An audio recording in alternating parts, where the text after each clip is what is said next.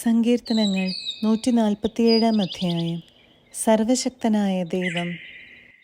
കർത്താവിനെ സ്തുതിക്കുവിൻ. നമ്മുടെ ദൈവത്തിന് സ്തുതി പാടുന്നത് എത്ര ഉചിതം! കാരുണ്യവാനായ അവിടുത്തേക്ക് സ്തുതി പാടുന്നത് ഉചിതം തന്നെ.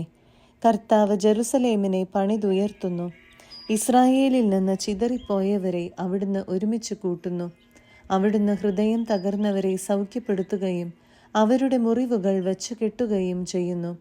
അവിടുന്ന് നക്ഷത്രങ്ങളുടെ എണ്ണം നിശ്ചയിക്കുന്നു, അവ ഓരോന്നിനും പേരിടുന്നു. നമ്മുടെ കർത്താവ് വലിയവനും കരുത്തുറ്റവനുമാണ്. അവിടുത്തെ ജ്ഞാനം അളവറ്റതാണ്. കർത്താവ് എളിയവരെ ഉയർത്തുന്നു, ദുഷ്ടരെ തറ പറ്റിക്കുന്നു. കർത്താവിന് കൃതജ്ഞതാഗാനം ആലപിക്കുവിൻ. കിന്നരം മീട്ടി നമ്മുടെ ദൈവത്തെ സ്തുതിക്കുവിൻ. അവിടുന്ന് വാനിടത്തെ മേഘം കൊണ്ട് മൂടുന്നു.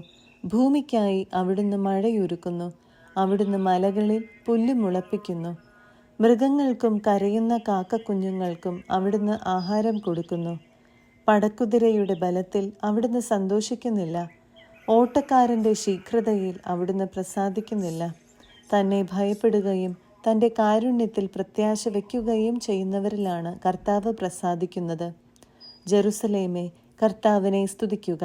സിയോനെ, നിന്റെ ദൈവത്തെ പുകഴ്ത്തുക. നിന്റെ കവാടങ്ങളുടെ ഓടാമ്പലുകളെ അവിടുന്ന് ബലപ്പെടുത്തുന്നു. നിന്റെ കോട്ടയ്ക്കുള്ളിലുള്ള മക്കളെ അവിടുന്ന് അനുഗ്രഹിക്കുന്നു. അവിടുന്ന് നിന്റെ അതിർത്തികളിൽ സമാധാനം സ്ഥാപിക്കുന്നു. അവിടുന്ന് വിശിഷ്ടമായ ഗോതമ്പ് കൊണ്ട് നിന്നെ തൃപ്തയാക്കുന്നു. അവിടുന്ന് ഭൂമിയിലേക്ക് കൽപ്പന അയക്കുന്നു.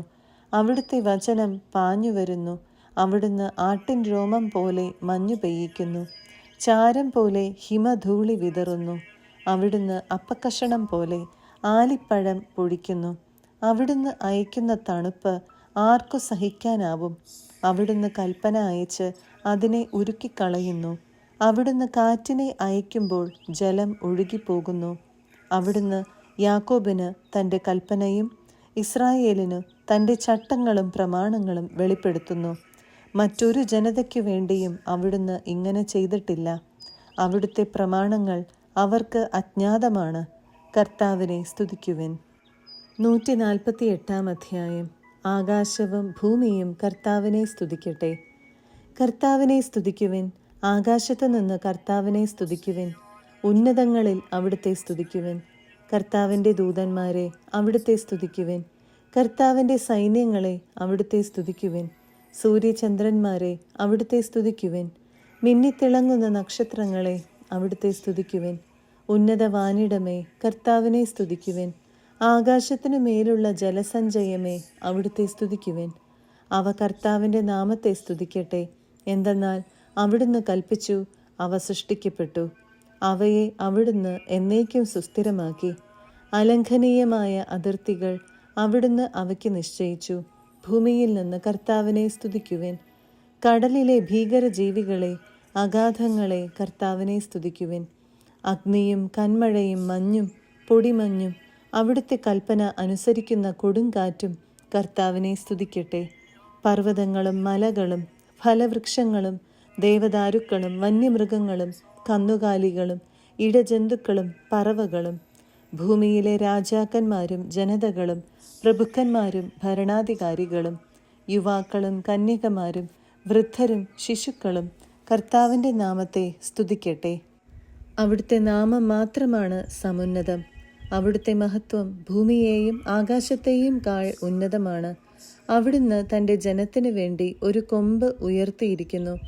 തന്നോട് ചേർന്ന് നിൽക്കുന്ന ഇസ്രായേൽ ജനത്തിൻ്റെ മഹത്വം തന്നെ. കർത്താവിനെ സ്തുതിക്കുവിൻ. 149 അധ്യായം. വിജയഗീതം. കർത്താവിനെ സ്തുതിക്കുവിൻ. കർത്താവിന് പുതിയ കീർത്തനം ആലപിക്കുവിൻ. വിശുദ്ധരുടെ സമൂഹത്തിൽ അവിടുത്തെ പാടിപ്പുകഴ്ത്തുവിൻ.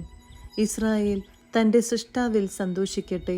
സിയോന്റെ മക്കൾ തങ്ങളുടെ രാജാവിൽ ആനന്ദിക്കട്ടെ. നൃത്തം ചെയ്തുകൊണ്ട് അവരവിടുത്തെ നാമത്തെ സ്തുതിക്കട്ടെ. തപ്പുകുട്ടിയും കിന്നരം മീട്ടിയും അവരവിടുത്തെ സ്തുതിക്കട്ടെ. എന്തെന്നാൽ കർത്താവ് തൻ്റെ ജനത്തിൽ സംപ്രീതനായിരിക്കുന്നു. എളിയവരെ അവിടുന്ന് വിജയമണിയിക്കുന്നു. വിശ്വസ്ത ജനം ജയഘോഷം മുഴക്കട്ടെ. അവർ തങ്ങളുടെ കിടക്കകളിൽ ആനന്ദം കൊണ്ട് പാടട്ടെ. അവരുടെ കണ്ഠങ്ങളിൽ ദൈവത്തിൻ്റെ സ്തുതി ഉയരട്ടെ.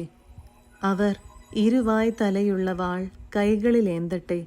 രാജ്യങ്ങളോട് പ്രതികാരം ചെയ്യാനും ജനതകൾക്ക് ശിക്ഷ നൽകാനും തന്നെ. അവരുടെ രാജാക്കന്മാരെ ചങ്ങലകൾ കൊണ്ടും പ്രഭുക്കന്മാരെ ഇരുമ്പ് വിലങ്ങുകൾ കൊണ്ടും ബന്ധിക്കട്ടെ.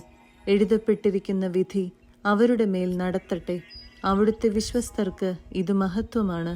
കർത്താവിനെ സ്തുതിക്കുവിൻ. 150 അധ്യായം. സർവ്വജീവജാലങ്ങളും കർത്താവിനെ സ്തുതിക്കട്ടെ. കർത്താവിനെ സ്തുതിക്കുവിൻ. ദൈവത്തിൻ്റെ വിശുദ്ധ മന്ദിരത്തിൽ അവിടുത്തെ സ്തുതിക്കുവിൻ. പ്രതാപപൂർണമായ ആകാശവിതാനത്തിൽ അവിടുത്തെ സ്തുതിക്കുവിൻ.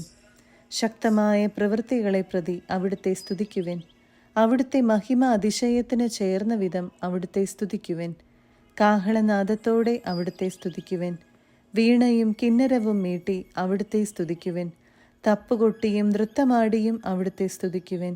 തന്ത്രികളും കുടലുകളും കൊണ്ട് അവിടുത്തെ സ്തുതിക്കുവിൻ. കൈത്താളം കൊട്ടി അവിടുത്തെ സ്തുതിക്കുവിൻ. ഉച്ചത്തിൽ മുടങ്ങുന്ന കൈത്താളം കൊട്ടി അവിടുത്തെ സ്തുതിക്കുവിൻ. സർവ്വജീവജാലങ്ങളും കർത്താവിനെ സ്തുതിക്കട്ടെ. കർത്താവിനെ സ്തുതിക്കുവിൻ.